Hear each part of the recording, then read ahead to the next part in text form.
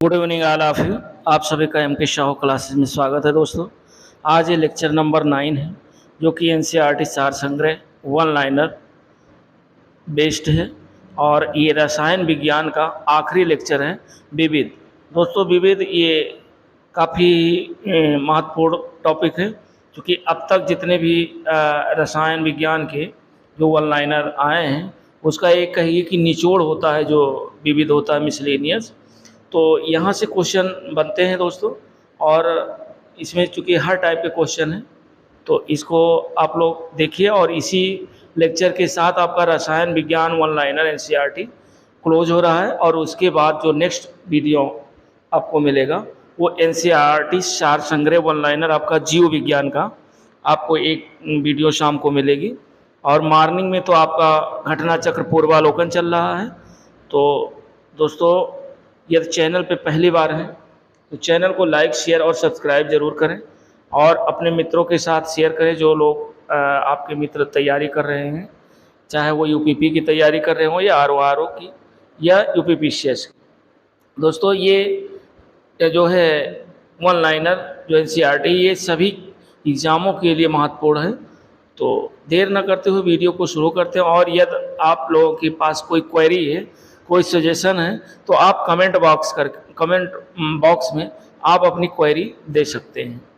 और देर न करते हुए वीडियो को शुरू करते हैं चूँकि वन लाइनर हैं दोस्तों और हम लोग फास्ट रिवीजन के साथ चलते हैं और देखते हैं। इसमें जो पहला पॉइंट है वो ये कह रहा है कि रेडियो सक्रियता। दोस्तों रेडियो सक्रियता की माप किसके द्वारा की जाती है, जो कि रेडियो सक्रियता कई बार ये पूछा गया है। तो रेडियो सक्रियता की माप दोस्तों गीगर काउंटर के द्वारा की जाती है। यानी रेडियो सक्रियता की माप किसके द्वारा की, रेडियो सक्रियता की खोज कह लीजिए किसके द्वारा की गई, तो गीगर काउंटर के द्वारा की गई। नेक्स्ट पॉइंट कह रहा है कि सबसे अधिक दहनशील जो गैस है वो कौन सी है दोस्तों, तो दहनशील गैस है हाइड्रोजन सबसे ज़्यादा दहनशील गैस है। दहनशील मतलब जो जल्दी से जल जाए, तो सबसे ज़्यादा दहनशील जो गैस है वो हाइड्रोजन है। नेक्स्ट पॉइंट कह रहा है कि द्रवित पेट्रोलियम गैस जिसे एलपीजी कहते हैं, एलपीजी, तो द्रवित पेट्रोलियम गैस में मुख्यतः कौन सी गैस उपस्थित होती है, कई बार दोस्तों पूछा गया है। तो ब्यूटेन और प्रोपेन ये द्रवित पेट्रोलियम गैस में जो है उपस्थित होता है। या ऐसे कह लीजिए कि एलपीजी में मुख्यतः कौन सी गैस होती है, तो ब्यूटेन और प्रोपेन दो मुख्य रूप से गैसें होती हैं एलपीजी में। और ये क्वेश्चन वन लाइनर में भी कई बार पूछा गया है। और मैचिंग में दोस्तों जब पूछा जाएगा तो मैचिंग में ऐसे पूछा जाएगा कि ये दे दिया यानी एलपीजी दे दिया और इसका मैच करने के लिए दे दिया 2-3 पॉइंट और दे दिए। अब आपको गेस करना है, या अगर आप पढ़े हैं वन लाइनर तो आपको दिक्कत नहीं होगी कि एलपीजी जो बनती है वो मुख्यतः ब्यूटेन और प्रोपेन से बनती है, आप आसानी से मैच कर सकते हैं। नेक्स्ट पॉइंट कह रहा है कि किस वैज्ञानिक ने रबड़ के वल्कनीकरण की जो है प्रक्रिया का आविष्कार किया। तो रबड़ के वल्कनीकरण की प्रक्रिया का आविष्कार किस वैज्ञानिक ने किया, तो ये दोस्तों चार्ल्स गुडियर ने जो है रबड़ के वल्कनीकरण का प्रक्रिया का आविष्कार किया। नेक्स्ट पॉइंट कह रहा है कि नाभिकीय ईंधन। दोस्तों नाभिकीय ईंधन किसे कहते हैं, तो थोरियम दोस्तों जो है ये थोरियम नाभिकीय ईंधन कहलाता है, यानी थोरियम को ही नाभिकीय ईंधन कहते हैं। नेक्स्ट पॉइंट कह रहा है कि निर्जल क्रिस्टल का जो रासायनिक सूत्र है ये आपको बताना है। तो NH4 2 और SO4 ये दोस्तों निर्जल क्रिस्टलीकरण का रासायनिक सूत्र है। और नेक्स्ट पॉइंट हम लोग देखते हैं। नेक्स्ट पॉइंट कह रहा है कि N2 और H2 द्वारा जो अमोनिया बनाने की हाइबर विधि है, यानी N2 और H2 द्वारा जो अमोनिया बनाने की हाइबर विधि है, इसमें किस उत्प्रेरक का प्रयोग किया जाता है, तो इसमें दोस्तों लोहा, जिसे Fe के नाम से जाना जाता है, लोहा का प्रयोग किया जाता है हाइबर विधि बनाने में। हाइबर विधि का जो उत्प्रेरक का प्रयोग किया जाता है, यानी N2 और H2 द्वारा अमोनिया बनाने की जो हाइबर विधि है इसमें लोहा उत्प्रेरक का प्रयोग किया जाता है। नेक्स्ट पॉइंट कह रहा है कि सामान्य गैस समीकरण क्या है, तो सामान्य गैस का जो समीकरण है दोस्तों वो PV बराबर nRT होता है। और नेक्स्ट पॉइंट कह रहा है कि सोडा वाटर बनाने के लिए किस गैस का प्रयोग किया जाता है? तो सोडा वाटर जो होता है बहुत इंपॉर्टेंट है, कई बार ये पूछा गया है। सोडा वाटर बनाने के लिए कार्बन डाइऑक्साइड गैस का प्रयोग किया जाता है जो कि CO2 है। और ऐसे भी सवाल पूछ सकता है कि शुष्क बर्फ के नाम से किसे जाना जाता है? तो शुष्क आपका बर्फ होता है तो शुष्क बर्फ के नाम से भी जाना जाता है कार्बन डाइऑक्साइड को, यानी कार्बन डाइऑक्साइड को शुष्क बर्फ भी कहते हैं। और सोडा वाटर बनाने में भी कार्बन डाइऑक्साइड का प्रयोग किया जाता है। नेक्स्ट पॉइंट कह रहा है कि स्टार्च किसका उदाहरण है? तो स्टार्च दोस्तों पॉलीमर का उदाहरण है। या पूछ ले पॉलीमर क्या है? तो पॉलीमर स्टार्च है।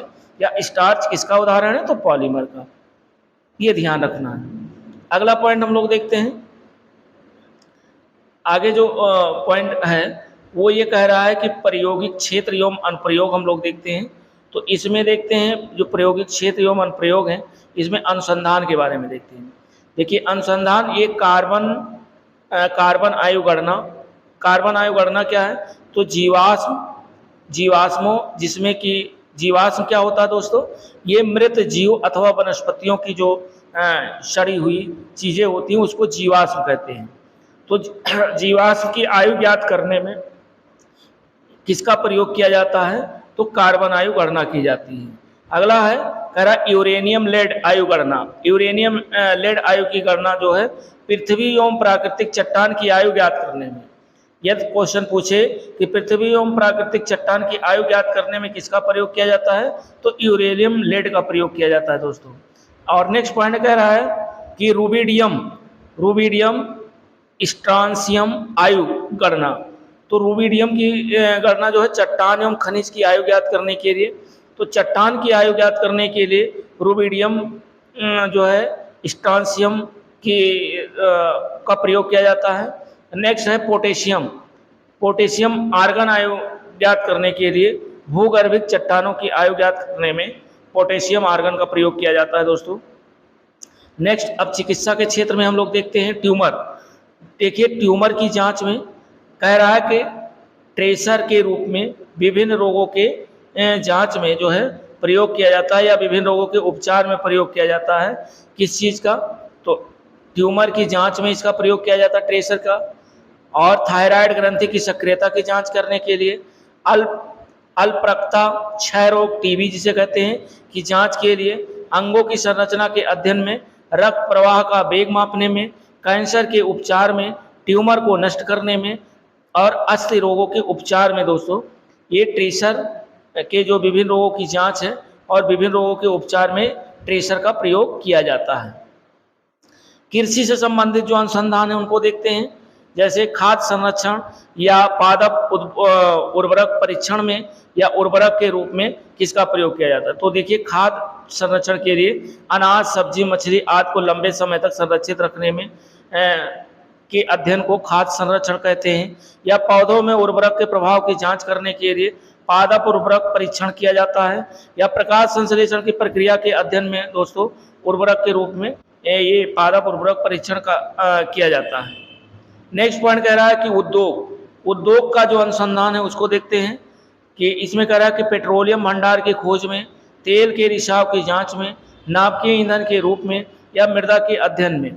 तो तेल के कुओं की अवस्थिति ज्ञात करने में, धातु की चादर की समान मोटाई की जांच करने में पेट्रोलियम भंडारकों की खोज की जाती है। तेल के कुओं के अध्ययन एवं पाइपलाइन में रिसाव का पता लगाने में भी तेल के रिसाव की जांच की जाती है। तेल के रिसाव पर अनुसंधान किए जाते हैं। और नाभिकीय ऊर्जा संयंत्र तथा जलयानों की परमाणुदय प्रणाली के ईंधन के रूप में दोस्तों नाभिकीय ईंधन का अनुसंधान किया जाता है। और मृदा में नमी की मात्रा ज्ञात करने में, सड़क एवं भवनों के निर्माण में दोस्तों मृदा के अध्ययन में अनुसंधान किया जाता है। तो ये दोस्तों रहा कुछ जो है अनुसंधान और प्रायोगिक क्षेत्र एवं अनुप्रयोग। अब हम लोग आगे इसका देखते हैं। कह रहा है कि जंग लगने पर दोस्तों क्वेश्चन पूछा गया है कि जंग लगने पर लोहे के भार पर क्या प्रभाव पड़ता है? तो दोस्तों जंग लगेगा स्वाभाविक है तो लोहे का भार बढ़ जाएगा। तो इसका जो राइट आंसर होगा कि जंग लगने पर लोहे के भार में वृद्धि होगी यानी लोहे का भार बढ़ जाएगा। और अगला पॉइंट कह रहा कि मूत्रालयों से आने वाली गंध मुख्य कारण क्या है, यानी जो मूत्रालय होते हैं, टॉयलेट होते हैं, वहाँ से दुर्गंध अक्सर आती रहती है। तो दुर्गंध क्यों आती रहती है, तो इसका एक मेन रीजन है क्योंकि अमोनिया की उपस्थिति, मूत्र में दोस्तों अमोनिया होता है, अमोनिया गैस की उपस्थिति के कारण जो है दुर्गंध आती है। और अगला पॉइंट कह रहा है कि कार्बन नैनो ट्यूब्स का आविष्कार किसने किया, बहुत इंपॉर्टेंट पॉइंट है। तो ये किया था आईजी मान ने कार्बन नैनो ट्यूब का आविष्कार किया। नेक्स्ट पॉइंट कह रहा है कि एल्युमिनियम फास्फाइड का प्रयोग दोस्तों कीटनाशक के रूप में प्रयोग किया जाता है। पूछ सकता है सवाल कि एल्युमिनियम फास्फाइड का प्रयोग किस रूप में किया जाता है, तो कीटनाशक के रूप में किया जाता है। और अगला पॉइंट हम लोग देखते हैं, कह रहा कि भारत में जल विलनीकरण संयंत्र कहाँ स्थित है, तो ये दोस्तों लक्षद्वीप में स्थित है। वेरी वेरी इंपॉर्टेंट पॉइंट है कि पूछ सकता है कि जल विलनीकरण संयंत्र भारत में कहाँ स्थित है, तो ये स्थित है लक्षद्वीप में। या लक्षद्वीप में कौन सा संयंत्र स्थित है, तो जल विलवड़ीकरण संयंत्र ये स्थित है लक्षद्वीप में। अगला पॉइंट कह रहा है कि धूम्र पर्दे यानी स्मोक कर्टेन्स जिनका प्रयोग युद्ध में छिपन एवं शत्रु को धोखा देने के लिए किया जाता है, ये किस पदार्थ से बना होता है दोस्तों। धूम्र जो पर्दे होते हैं किसके बने होते हैं, तो ये दोस्तों बने होते हैं टाइटेनियम ऑक्साइड के धूम्र पर्दे बने होते हैं। अगला पॉइंट कह रहा है कि यशद पुष्प किसे कहते हैं, तो जिंक ऑक्साइड को दोस्तों यशद पुष्प भी कहा जाता है। अगला पॉइंट कह रहा है कि रेशम सिल्क जो होता है ये किसका उदाहरण है, तो ये दोस्तों प्राकृतिक बहुलक का उदाहरण है। कई बार ये क्वेश्चन पूछे गए हैं, ध्यान रखिएगा। गलत ना होने पाए, एक दो बार अगर आप इसे रिवाइज कर लेते हैं तो श्योर है कि चूंकि वन लाइनर है, एक लाइन में आपका क्वेश्चन और वन वर्ड में आपका आंसर मिल जा रहा है, तो आप भूलेंगे नहीं। अगला पॉइंट कह रहा है कि द्रवित ऑक्सीजन या द्रवित हाइड्रोजन को औद्योगिक स्तर पर प्राप्त करने में प्रयुक्त जो प्रौद्योगिकी है वो दोस्तों है क्रायोजेनिक्स के माध्यम से, यानी क्रायोजेनिक्स टेक्नोलॉजी के माध्यम से हम लोग द्रवित ऑक्सीजन या द्रवित हाइड्रोजन को औद्योगिक स्तर पर प्राप्त करते हैं, इंडस्ट्री स्तर पर प्राप्त करते हैं। अगला पॉइंट कर रहा है पदार्थ जो कि द्रव की वो अवस्था है, यानी पदार्थ द्रव की वो अवस्था है जिसकी निश्चित आकृति होती है और आयतन होता है, वो क्या कहलाती है, तो वो दोस्तों ठोस कहलाती है।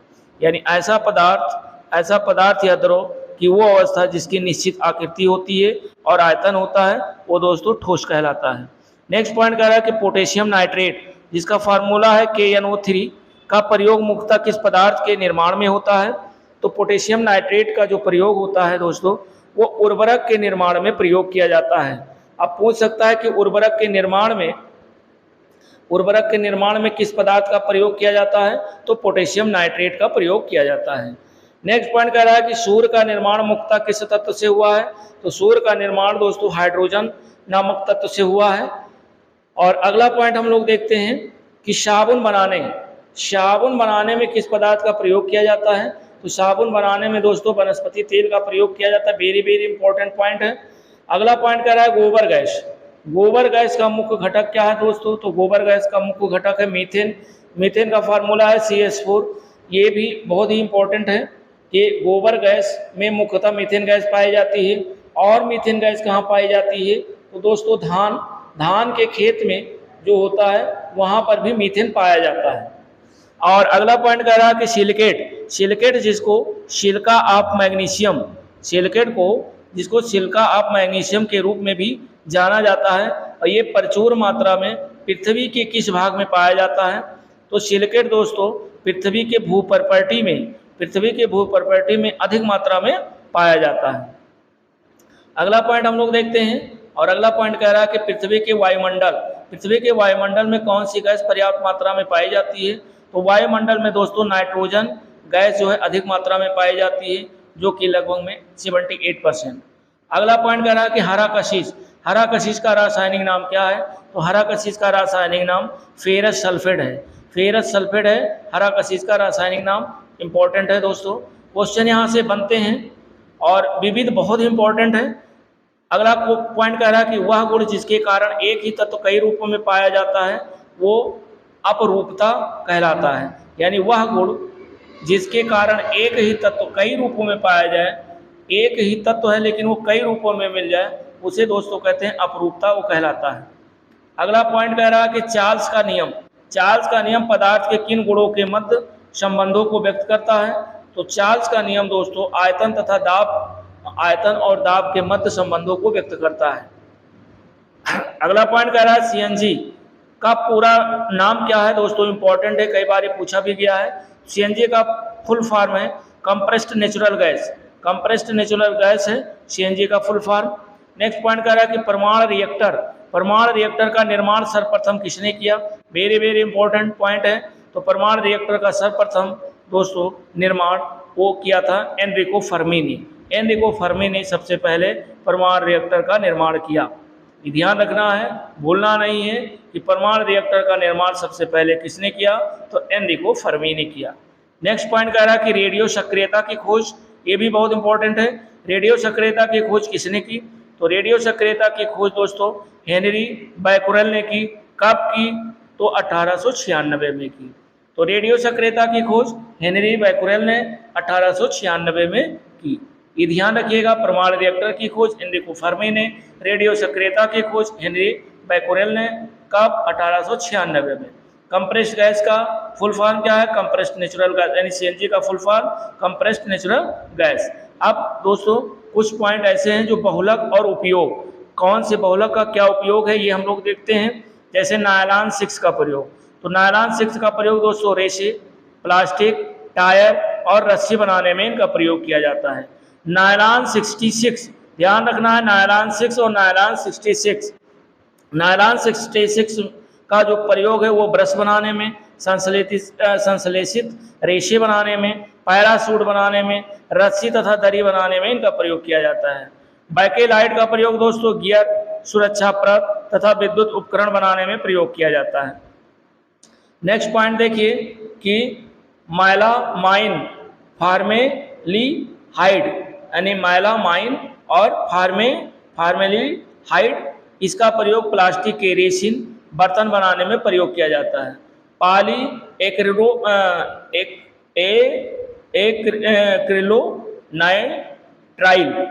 पॉली एक्रिलोनाइट्राइल, इसका प्रयोग दोस्तों संश्लेषित रेशा और संश्लेषित ऊन बनाने में इसका प्रयोग किया जाता है। अगला है स्टाइरीन ब्यूटाडाइन रबड़।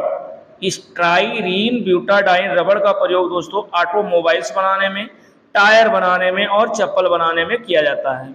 नाइट्राइल रबड़ का प्रयोग ये सील बनाने में, यानी सीले बनाने में, टैंक के अस्तर बनाने में नाइट्राइल रबड़ का प्रयोग किया जाता है। और कुछ बहुलक हैं और उनके उपयोग हम लोग देखते हैं।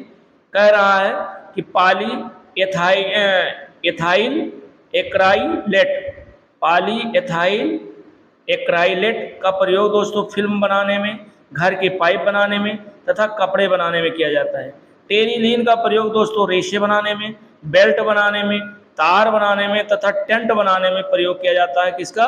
टेरिलीन का प्रयोग। और गिल्टल का प्रयोग दोस्तों प्लास्टिक तथा पेंट बनाने में इसका प्रयोग किया जाता है। पॉलीथीन बहुलक का उपयोग विद्युत रोधक बनाने में, पैकिंग बनाने में, घरों तथा प्रयोगशाला में इनका उपयोग किया जाता है। और अगला जो बहुलक है वो पॉलीस्टाइरीन का प्रयोग दोस्तों ये विद्युत रोधक, पैकिंग पदार्थ, खिलौने एवं घरेलू वस्तुओं बनाने में इनका प्रयोग किया जाता है। नेक्स्ट बहुलक है जो कि पॉलीविनाइल क्लोराइड। पॉलीविनाइल क्लोराइड का प्रयोग रेनकोट बनाने में, बैग बनाने में, विनाइल बनाने में, फर्श, चमड़े के कपड़े बनाने में इनका प्रयोग किया जाता है। टेफ्लॉन का प्रयोग दोस्तों विद्युत रोधक बनाने में, खाने के बर्तन के लेपन में इनका प्रयोग किया जाता है। तो बहुलक यहाँ से क्वेश्चन दोस्तों मैचिंग वाले और वन लाइनर भी बन सकते हैं। और नेक्स्ट जो आपका जो अगला पॉइंट है वो हम लोग देखते हैं और वो कह रहा है कि किस ईंधन का ऊष्मीय मान सबसे अधिक होता है। तो दोस्तों हाइड्रोजन का ऊष्मीय मान सबसे अधिक होता है। और अगला पॉइंट कह रहा है कि सड़कों पर प्रकाश के लिए सोडियम वाष्प लैंप, यानी सड़क पर प्रकाश के लिए जो सोडियम वाष्प लैंप है इसका प्रयोग किया जाता है। और क्यों किया जाता है, वो इसलिए किया जाता है क्योंकि इनका जो प्रकाश होता है वो एक वर्णीय होता है, यानी पीली रोशनी होती है और एक वर्णीय होता है, और पानी की बूंदों से गुजरने पर विभक्त नहीं होता है, यानी पानी की बूंदों से जब ये गुजरेगा तो गुजरने पर बटेगा नहीं, विभक्त नहीं होगा। तो इसलिए सड़कों पर प्रकाश के लिए जो है सोडियम वाष्प लैंप, सोडियम से लैस जो है वाष्प लैंपों का प्रयोग किया जाता है। अगला पॉइंट कह रहा है कि फोटोग्राफी, फोटोग्राफी में किस रासायनिक यौगिक का प्रयोग किया जाता है। तो दोस्तों सिल्वर ब्रोमाइड का प्रयोग किया जाता है फोटोग्राफी करने में। वेरी वेरी इंपॉर्टेंट पॉइंट है, ध्यान रखिएगा। अगर एक बार में नहीं तैयार हो रहा है तो 2 बार देख लीजिए, रिवाइज कर लीजिए, या कोई पॉइंट वाइज नोट बना लीजिए। और अगला पॉइंट कह रहा है यूरिया में नाइट्रोजन, यूरिया में जो नाइट्रोजन है वो लगभग दोस्तों कितना प्रतिशत होता है। तो यूरिया में नाइट्रोजन 47% होता है। जब भी आप यूरिया की बोरी खरीदते होंगे उसमें भी लिखा रहता है कि नाइट्रोजन 47%, 46.99 करके। अगला पॉइंट कह रहा है कि तंबाकू, टोबैको, टोबैको यानी तंबाकू में कौन सा विषाक्त एक पदार्थ पाया जाता है, और वो दोस्तों है निकोटीन। इंपॉर्टेंट पॉइंट है, ध्यान रखिएगा कि तंबाकू में कौन सा विषाक्त पदार्थ पाया जाता है, तो निकोटीन नामक विषाक्त पदार्थ पाया जाता है। अगला पॉइंट कह रहा है कि पीईएम, पीईएम किसका संक्षिप्त रूप है। पीईएम का संक्षिप्त रूप पूछ रहा है, फुल फॉर्म पूछ रहा है। तो दोस्तों P for protein, E for energy और एम फॉर माल्यूट्रिशन, माल्यूट्रिशन, तो प्रोटीन, एनर्जी, माल्यूट्रिशन। अगला पॉइंट कह रहा है कि जल का क्वथनांक अधिक क्यों होता है। तो दोस्तों इसके अणु हाइड्रोजन बंध से बंधे होते हैं। तो जब अणु हाइड्रोजन बंध से बंधे होते हैं इसलिए जल का क्वथनांक अधिक होता है। नेक्स्ट पॉइंट हम लोग देखते हैं। अगला पॉइंट कह रहा है कि मच्छर रोधी क्वाइल, क्वाइल जो होती है जो मच्छर को भगाने के लिए, उसमें पायरेथ्रम और पायरेथ्रिन और एलिथ्रिन आदि रसायन प्रयोग किए जाते हैं, एक बीजीय पौधे से प्राप्त होते हैं। तो ये दोस्तों जो पायरेथ्रम है या पायरेथ्रिन है या एलिथ्रिन है, ये दोस्तों ये एक बीजीय पौधों से प्राप्त किए जाते हैं। और ये किस में प्रयोग किया जाता है, इनका प्रयोग जो है मच्छर रोधी वाइल्स में बनाने में प्रयोग किया जाता है। अगला पॉइंट कह रहा है कि अग्निशामक जो यंत्र होते हैं उसमें कौन सी गैस प्रयुक्त की जाती है। वेरी वेरी इंपॉर्टेंट दोस्तों, आजकल आगजनी भी ज़्यादा हो रही है तो आसपास देखते रहिएगा। जो अग्निशामक यंत्र हैं उसमें कौन सी गैस प्रयोग की जाती है, तो वो दोस्तों कार्बन डाइऑक्साइड गैस प्रयोग की जाती है, यानी CO2 गैस प्रयोग की जाती है। अग्निशामक यंत्र में जो है गैस जो भरी जाती है वो CO2 गैस भरी जाती है। अगला पॉइंट कह रहा है कि रासायनिक उर्वरक के निर्माण में नाइट्रोजन, फास्फोरस व पोटेशियम का प्रमुख संगठनों के रूप में तथा सल्फर, मैग्नीशियम व कैल्शियम का द्वितीय संघटक के रूप में उपयोग किया जाता है। आगे हम लोग देखते हैं। और अगला पॉइंट कह रहा है कि चूहा विष, जो चूहा मार दवा होती है, चूहा विष के रूप में किस रसायन का प्रयोग किया जाता है। तो चूहा विष में दोस्तों जिंक फास्फाइड का प्रयोग किया जाता है, इंपॉर्टेंट है। अगला पॉइंट कह रहा है कि मानव द्वारा निर्मित प्रथम संश्लेषित रेशा कौन है। वेरी वेरी इंपॉर्टेंट है। तो मानव द्वारा निर्मित पहला संश्लेषित जो रेशा है वो दोस्तों रियान है। ध्यान रखिएगा और याद रखिएगा कि रियान जो पहला संश्लेषित रेशा है ये मानव द्वारा निर्मित पहला संश्लेषित रेशा है। नेक्स्ट पॉइंट कह रहा है कि सीमेंट जो मुख्यतः किसका मिश्रण होता है, यानी सीमेंट किस किस से बना होता है। तो सीमेंट दोस्तों कैल्शियम के सिलिकेटो और एल्यूमिनेटो का जो है मिश्रण होता है। और अगला पॉइंट हम लोग देखते हैं। अगला पॉइंट कह रहा है कि यूरिया जो उर्वरक है के उत्पादन के लिए कार्बन डाइऑक्साइड CO2 का प्रयोग किया जाता है, यानी यूरिया बनाने में CO2 गैस का प्रयोग किया जाता है। नेक्स्ट पॉइंट कह रहा है कि अमोनियम सल्फेट, अमोनियम सल्फेट क्या है दोस्तों। तो अमोनियम सल्फेट एक मिश्रित उर्वरक है, ये भी ध्यान रखिएगा, इंपॉर्टेंट है। अगला कह रहा है कि पसीना रोधी जो उत्पाद हैं, पसीना रोधी उत्पादों में सामान्यतया कौन सा रसायन उपस्थित होता है। तो पसीना रोधी उत्पादों में दोस्तों एल्युमिनियम यौगिक जो है रसायन उपस्थित रहता है। एल्युमिनियम यौगिक ये एक रसायन है जो कि पसीना रोधी उत्पादों में उपस्थित रहता है। अगला पॉइंट हम लोग देखते हैं, और ये कह रहा है कि मानव अस्थियों यानी मानव की हड्डियों में सर्वाधिक मात्रा में कौन सा लवण पाया जाता है। तो मानव की हड्डियों में या मानव अस्थियों में जो सर्वाधिक मात्रा में पाया जाता है वो दोस्तों कैल्शियम फास्फेट पाया जाता है। वेरी वेरी इंपॉर्टेंट है। अगला पॉइंट कह रहा है कि जेली, जेली के निर्माण में कौन सा फल सर्वाधिक प्रयोग किया जाता है। तो जेली के निर्माण में सबसे अधिक प्रयोग किया जाने वाला जो फल है दोस्तों वो है अमरूद। इंपॉर्टेंट है, कई बार पूछा भी गया है। अगला पॉइंट कह रहा है कि संयुक्त राष्ट्र ने वर्ष 2011 को किस रूप में मनाए जाने का निर्णय लिया था। तो संयुक्त राष्ट्र ने वर्ष 2011 को दोस्तों अंतर्राष्ट्रीय रसायन विज्ञान वर्ष के रूप में मनाने का निर्णय लिया था। आगे हम लोग देखते हैं पादपों की वृद्धि हेतु कुछ आवश्यक पोषक तत्व हैं। पादप का मतलब हुआ पौधे, पौधे कैसे बढ़ते हैं या बढ़ने वृद्धि में जो आवश्यक पोषक तत्व होते हैं, कौन कौन से पोषक तत्व होते हैं पौधों के वृद्धि में, तो उन पोषक तत्वों को देख लेते हैं। पहला तो हाइड्रोजन है दोस्तों, फिर कैल्शियम है, ऑक्सीजन है, मैग्नीज है, नाइट्रोजन है, कार्बन है, फास्फोरस है, पोटेशियम है, जिंक है, मैग्नीशियम है, सल्फर है, आयरन है और कापर है, बोरान है, मालिब्डेनम है और क्लोरीन है। ये दोस्तों 16 जो मेन तत्व हैं, ये 16 मेन तत्वों के द्वारा पादपों की वृद्धि होती है। और नेक्स्ट पॉइंट हम लोग देखते हैं कि साबुन, साबुन निर्माण की विधि क्या है, यानी साबुन को कैसे बनाया जाता है दोस्तों। तो ये साबुनीकरण विधि के द्वारा साबुन का निर्माण होता है। नेक्स्ट पॉइंट कह रहा है कि वायु का जो अकार्बनिक गैसीय प्रदूषण है, वायु का अकार्बनिक गैसीय प्रदूषण कौन सा है, तो वो दोस्तों है हाइड्रोजन सल्फाइड। हाइड्रोजन सल्फाइड ये अकार्बनिक गैसीय प्रदूषण है। और नेक्स्ट पॉइंट कह रहा कि डीजल की गुणवत्ता, डीजल की गुणवत्ता किसके द्वारा प्रदर्शित की जाती है। वेरी वेरी इंपॉर्टेंट पॉइंट है, और ये ध्यान रखिएगा कि डीजल की गुणवत्ता जो प्रदर्शित की जाती है वो सीटें संख्या के द्वारा दोस्तों प्रदर्शित की जाती है कि कितना अच्छा है डीजल या खराब है, किसके द्वारा, सीटें संख्या के द्वारा।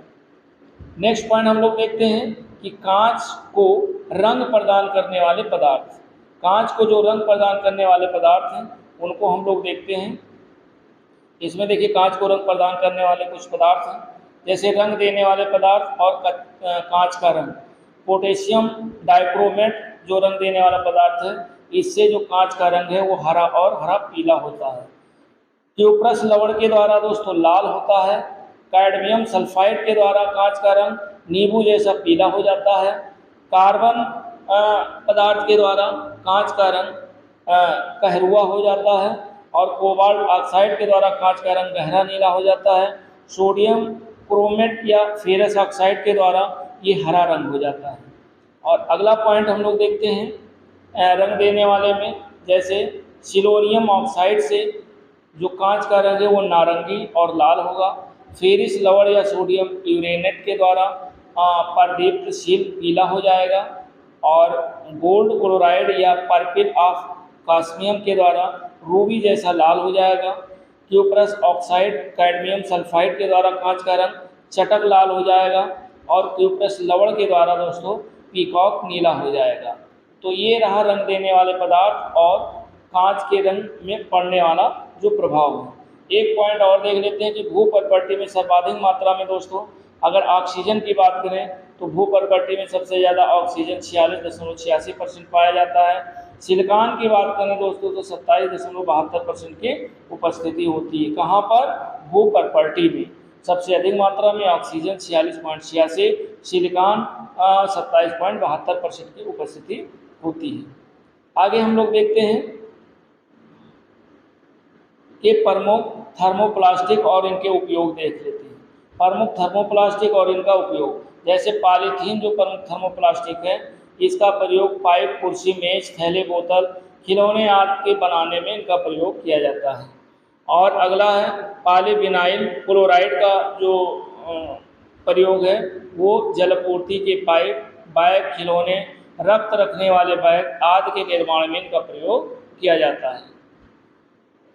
और नेक्स्ट पॉइंट हम लोग देखते हैं कि पॉलीस्टाइरीन या स्टाइरीन, इसका जो प्रयोग है दोस्तों खाना बनाने वाले कंटेनर, खाने की प्लेटें, सीडी केस, रेडियो एवं टीवी कैबिनेट आदि के निर्माण में स्टाइरीन का प्रयोग किया जाता है। आगे हम लोग देखते हैं कि ल्यूसाइड या एक्रिलिक ग्लास, एक्रिलाइट का प्रयोग, ये कांच के स्थान पर प्रयोग और कॉन्ट्रैक्ट लेंस के निर्माण में इनका प्रयोग किया जाता है। टेफ्लॉन का प्रयोग दोस्तों, टेफ्लॉन कई बार पूछा गया, ध्यान रखिएगा।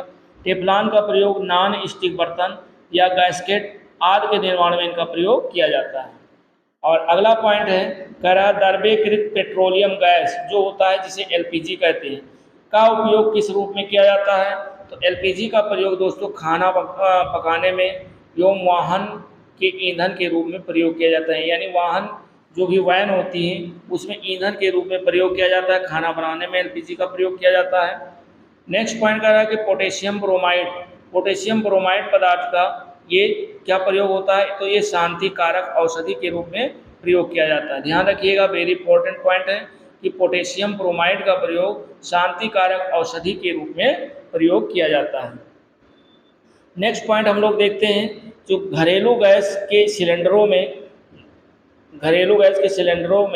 गैस का यदि रिसाव हो रहा है का पता लगाने के लिए किस गैस में कौन सा पदार्थ मिलाया जाता है?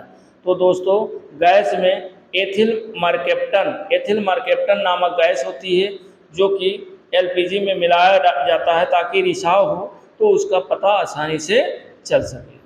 अगला पॉइंट कह रहा है कि कौन से ईंधन से सबसे कम पर्यावरण प्रदूषण होता है? यानी कौन सा ईंधन ऐसा यूज किया जाए जिससे पर्यावरण को कम से कम क्षति हो? तो वो दोस्तों है हाइड्रोजन गैस। अगला पॉइंट कह रहा है कि किसका प्रयोग नोदक या रॉकेटों में ईंधन के रूप में प्रयोग किया जाता है?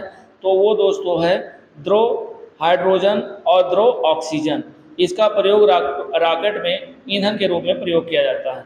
अगला पॉइंट कह रहा है कि बायोगैस को किस अन्य नाम से जाना जाता है? तो बायोगैस को गोबर गैस के नाम से भी जानते हैं, जो गोबर गैस में जो कि मीथेन पर्याप्त मात्रा में होता है। अगला पॉइंट कह रहा है कि पारा मरकरी धातु सामान्य ताप पर द्रव अवस्था में होती है। यानी जो पारा होती है, पारा जो है वो सामान्य ताप पर द्रव अवस्था में उपलब्ध होती है। नेक्स्ट पॉइंट कह रहा है कि किस वैज्ञानिक ने गोबर गैस प्रणाली का आविष्कार किया? तो दोस्तों सीवी देसाई महोदय ने गोबर गैस प्रणाली का आविष्कार किया। वेरी वेरी इंपॉर्टेंट पॉइंट है, ध्यान रखिएगा। अगला कह रहा है कि जेट्रोफा नामक जो वनस्पति है से किस ईंधन का निर्माण किया जाता है? तो जेट्रोफा दोस्तों कई बार पूछा गया, ध्यान रखिएगा। इससे बायोडीजल बनाया जाता है। या बायोडीजल बनाने में किसका प्रयोग किया जाता है? तो जेट्रोफा नामक वनस्पति का पौधा होता है, इसका प्रयोग किया जाता है। कई बार ये क्वेश्चन पूछा गया है, ऐसे उलट कर भी और सीधा आप पूछ सकता है कि जेट्रोफा नामक वनस्पति से किस ईंधन का निर्माण होता है? तो बायोडीजल। या बायोडीजल का निर्माण किस वनस्पति से होता है? तो जेट्रोफा नामक वनस्पति या जेट्रोफा नामक पौधे से होता है। अगला पॉइंट कह रहा है कि क्लोरीनन क्या है? तो दोस्तों संदूषित जल में क्लोराइड को थोड़ी मात्रा में मिलाना ही क्लोरीनन कहलाता है। अगला पॉइंट हम लोग देखते हैं कि आवश्यक तेलों में कौन सा पदार्थ पाया जाता है? तो आवश्यक तेलों में दोस्तों टर्पीनोइड नामक जो है पदार्थ पाया जाता है। नेक्स्ट पॉइंट कह रहा है कि ऑक्टेन संख्या किस यौगिक का मान न्यूनतम होता है? ऑक्टेन संख्या के लिए पूछ रहा है कि किस यौगिक का मान न्यूनतम होता है? तो दोस्तों हैप्टेन नामक यौगिक का मान न्यूनतम होता है ऑक्टेन संख्या से। नेक्स्ट पॉइंट कह रहा है कि मिट्टी के तेल के क्वथनांक को 150 सेल्सियस से 300 सेल्सियस ताप पर परिसर द्वारा प्रदर्शित किया जाता है। यानी मिट्टी के तेल के क्वथनांक को 150 से 300 सेल्सियस ताप परिसर द्वारा प्रदर्शित किया जाता है। अगला पॉइंट दोस्तों कह रहा है कि धातु की शुद्धता का निर्धारण किसकी सहायता से किया जाता है? तो धातु की शुद्धता का जो निर्धारण है वो दोस्तों आर्किमिडीज के सिद्धांत के द्वारा किया जाता है।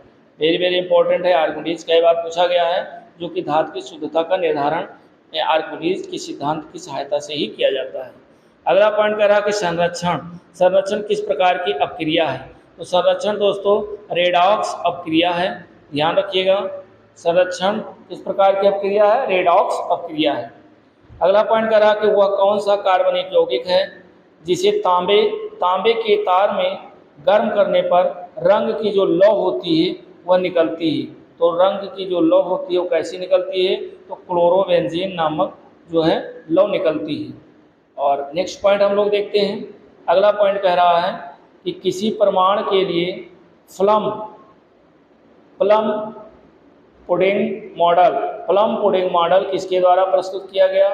तो प्रमाण के लिए, किसी भी प्रमाण के लिए जो प्लम पुडिंग मॉडल है ये दोस्तों जे थॉमसन के द्वारा प्रस्तुत किया गया। अगला पॉइंट कह रहा है कि सीमेंट को शीघ्र जमने से बचाने के लिए उसमें क्या मिलाया जाता है?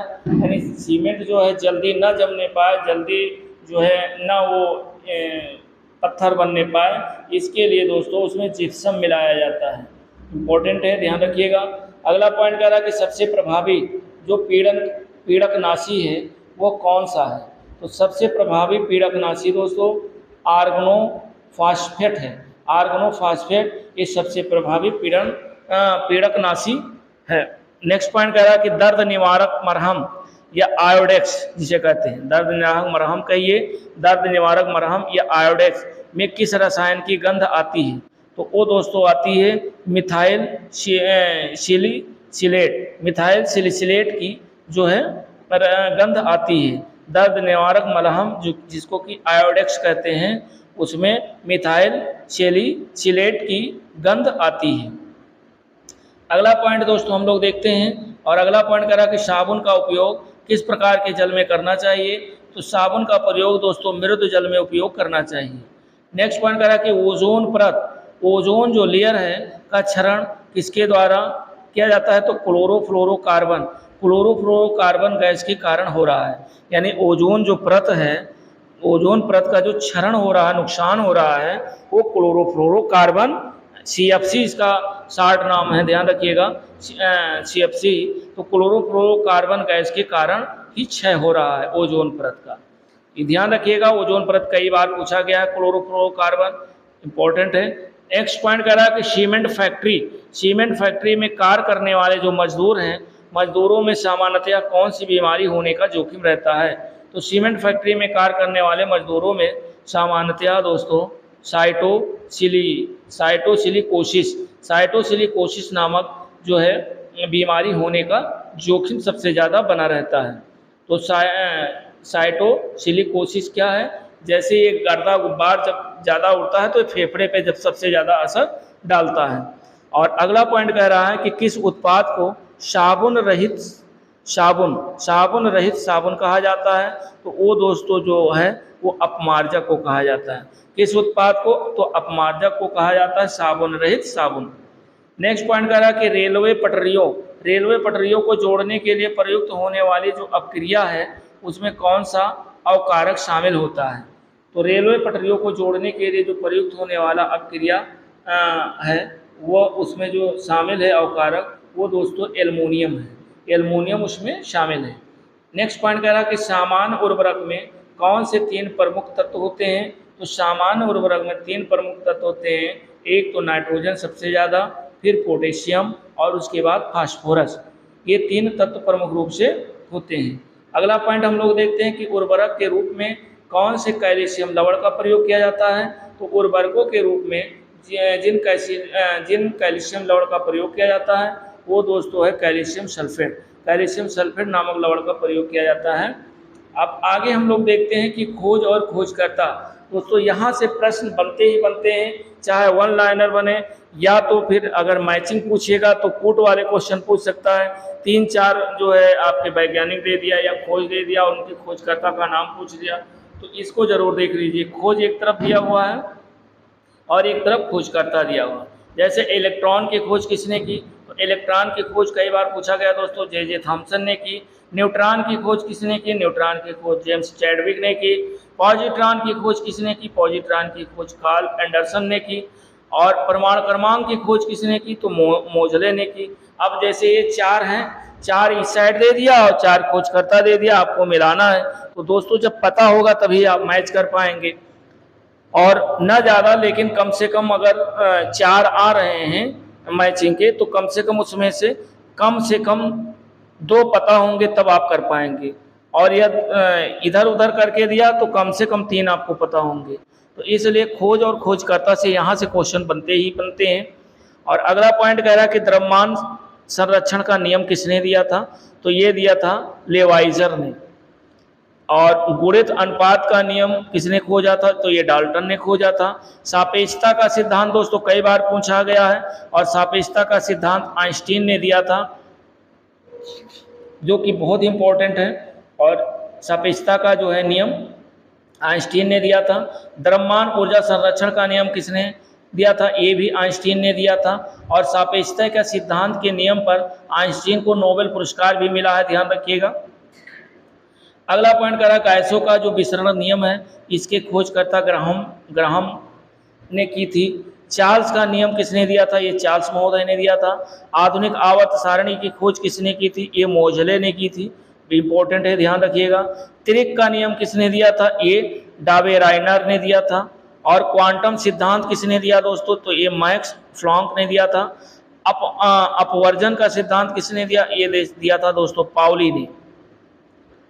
और आगे हम लोग देखते हैं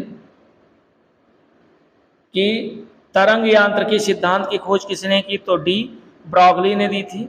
और क्रमिक रचना नियम किसने खोजा था, तो आप बाउ ने खोजा था। कृत्रिम रेडियो सक्रियता की खोज किसने की, जूलियट ने की थी। वर्ग विस्थापन नियम की खोज किसने की, तो शार्डी व फ्रंजान ने की थी। और तनुता का नियम किसने दिया था, तो ओस्टवाल्ड ने दिया था। विद्युत अपघटन का नियम किसने दिया, ये दोस्तों फैराडे ने दिया। सहसंयोजकता का नियम किसने दिया, तो ये लुईस ने दिया। पीएच मापक्रम का सिद्धांत किसने दिया, शारेंसन ने दिया। ये दोस्तों बहुत इंपॉर्टेंट हैं, इन्हें देख लेते हैं एक नज़र में। अगला है आवर्त सारणी, ये डिमिट्री मेंडलीव ने दिया था। अष्टक नियम किसने दिया, अष्टक नियम की खोज किसने की, तो न्यूलैंड्स ने दिया। प्रमाण सिद्धांत की खोज किसने की, जॉन डाल्टन ने किया था। बोर का सिद्धांत किसने खोजा था, नील्स बोर ने। अधिकतम बहुलता का सिद्धांत किसने दिया, हुंड्स ने दिया था। अनिश्चितता का नियम किसने दिया, तो हाइजेनबर्ग ने दिया। और क्लोरीन का जो है खोज किसने की, तो दोस्तों शीले ने की। और क्लोरीन कई बार पूछा भी गया है, ध्यान रखिएगा। अगला और हम लोग खोज और खोजकर्ता देख लेते हैं कि रेडियो सक्रियता की जो खोज है वो हेनरी बेकवेरेल ने दिया था। समस्थानिक की खोज किसने की, तो सार्डी ने की थी। भारी जल की खोज किसने की, यूरे ने किया था। हीलियम की खोज लॉकियर ने किया था। ऑक्सीजन की खोज दोस्तों प्रिस्टले एवं शीले ने किया। सोडियम की खोज ये डेवी महोदय ने किया था। पोटेशियम का नियम जो है खोज ये भी डेवी ने किया। और रेडियम की खोज ये क्यूरी दंपत्ति ने किया था। दंपत्ति का मतलब पति पत्नी दोनों लोग वैज्ञानिक थे, तो दोनों लोगों ने मिल करके जो है रेडियम की खोज की थी। और आगे जो है थोरियम की खोज वर्जिलियस ने किया था। यूरेनियम की खोज क्लैप्रोथ ने किया। प्रोटॉन की खोज रदरफोर्ड ने की। नाभिक की खोज रदरफोर्ड ने की। दोस्तों रदरफोर्ड कई बार पूछा गया है प्रोटॉन की खोज। मेशान की खोज किसने की थी, युकावा ने किया था। स्थिर अनुपात का नियम किसने दिया, प्राउस्ट ने दिया था। व्युत्क्रम अनुपात का नियम किसने दिया, रिचर महोदय ने दिया। आगे हम लोग देखते हैं प्रकाश विद्युत प्रभाव का नियम किसने दिया, तो हेनरीज हर्ट्ज ने दिया था। वैद्युत संयोजकता का नियम किसने दिया, कौशल ने दिया। उत्प्रेरण का नियम किसने दिया, वर्जिलियस ने दिया। वर्जिलियस कई बार पूछा गया है। हाइड्रोजन की खोज किसने की, तो कैवेंडिश ने की थी। नाइट्रोजन की खोज किसने की, डैनियल रदरफोर्ड ने। आर्गन की खोज किसने की, रैग्जे और रैले ने। मैग्नीशियम की खोज डेवी महोदय ने किया। कैल्शियम की खोज डेवी ने किया। और नेक्स्ट हम लोग देखते हैं कि अवोगाड्रो की परिकल्पना की खोज किसने की, तो आवागाड्रो ने की। बायल का नियम किसने दिया था, रॉबर्ट बायल ने दिया। आंशिक दाब का नियम किसने दिया, डाल्टन ने दिया। परासरण दाब का नियम किसने दिया, बर्कले ने दिया। पोलोनियम की खोज किसने की? मैडम क्यूरी ने की दोस्तों। अब हम लोग देखते हैं व्यापारिक नाम, लास्ट पॉइंट है कि व्यापारिक नाम और रासायनिक पदार्थ देख लेते हैं।